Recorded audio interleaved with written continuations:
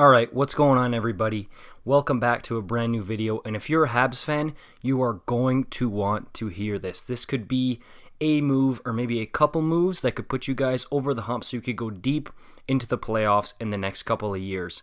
There are 6 new trade targets that Marc Bergevin seems to be wanting to go for, and you know what? With the Canadiens being such a small team with guys like Suzuki and Gallagher and even Caulfield coming up, they want to add some size. So every player in this article is a big, strong forward who can put the puck in the net and really play a strong, hard, physical game.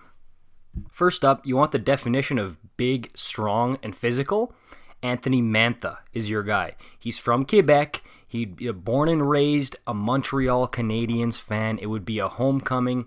And you know that those Habs fans, they love having good Quebecois players up there. So, you know what? Bringing Anthony Mantha there, a big, strong goal scorer who can really help out on a team that, again, is small. That would be a huge addition to the Montreal Canadiens team. Especially, you know what? A guy who can score 20 goals consistently in this league and maybe get to 30 or 40 with the right players. That would be a great pickup. He is an RFA. You're not going to get him that way. I don't think an offer sheet would work because the Red Wings would match whatever you put forward. But in a trade, I could see it. I could definitely see it. And you know what? Bergevin, he's not afraid to be aggressive and make aggressive moves. Look at the Weber for PK trade or the Jonathan Drouin trade. Like, Bergevin is not afraid to shock the system a little bit and, you know what, make a big, big trade, but he can't miss on this one. He's got to hit. So Anthony Mantha is the first pick. Up next, we have Yesi Puliari. Yeah, the Edmonton Oilers, 4th overall pick in 2016, who, you know, has been deemed a flop by a lot of people, a bust. But you know what? He went over to Finland and he lit it up over there. You know what? A lot of people considered him maybe the best player in Finland, maybe even in Europe. Or, you know what? Like, this is some real praise he got over there playing in Finland. So I think with the right opportunity, with the right players, because the way he was deployed in Edmonton was not great for him or for the team for that matter, because he was just flopping. I know a lot of people said he's a crybaby, he's pouting, he should just have a good attitude, which is true. But at the same time, like, a player of his caliber, you need to put him in the position to succeed for him to produce for you. So I think in Montreal, they're still relatively thin up front. I know they've got guys like Kotkaniemi and Suzuki and Caulfield who are helping with that, but I think a Puliari would slot in definitely in the top 6, and on the power play, he'd be able to play maybe what Kovalchuk played on the power play, and he would really be able to help in that regard, and I think he could put in a lot of goals, and I really do think that Puliari would be a match made in heaven in Montreal. Up next, we got Brandon Saad. He's a bit on the older side, but you know what? He's still a solid player. I mean, this one, he wouldn't be a first liner, I don't think. I think he would be either second line or third line, but he's solid. He could give you 10, 15, 20 goals every season. A solid player. He's physical when he needs to be. You know what? He's strong. So I really do think that this Brandon Saad pick is a sneaky good trade. The kind of sneaky good trade you need to win a Stanley Cup. You know what I mean? It's that type of trade that, not the big, huge blockbusters, but the sneaky good trades that really help your team, that could help you win the cup. So I do think Brandon Saad is a great option, as mentioned in this article.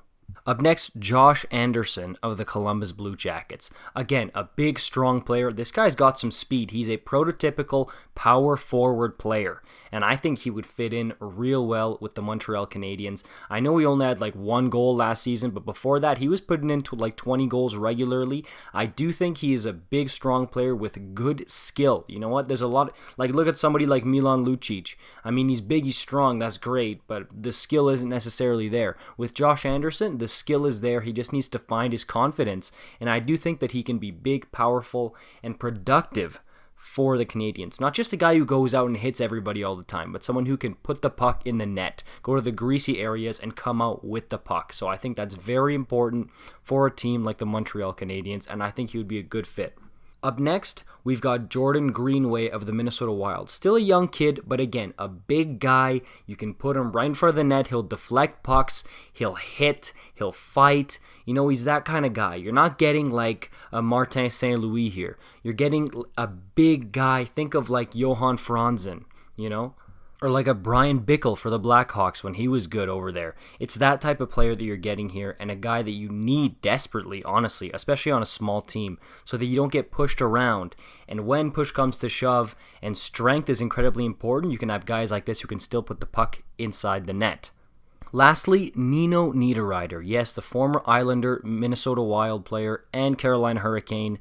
He is skilled. He's big. He's not necessarily physical, but he's got the skill. He's got a $5.25 million cap hit, which is steep, but I do think he could help the Canadiens, especially, again, you're putting this guy in a different situation where he can thrive. Maybe in the top two lines. Think of like a guy like Thomas Tatar, right?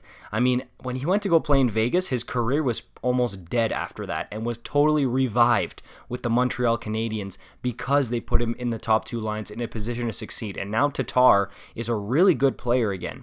I think the same type of renaissance could happen with Nino Niederreiter if we put him in a Montreal Canadiens sweater. So yeah, think of Thomas Tatar. That's the same type of thing that I'm thinking of. You know what? A bigger guy who's skilled, who can put the puck in the net, who can distribute the puck, and you can never have enough of those guys. So I really do think Nino Niederreiter is a good pick here too.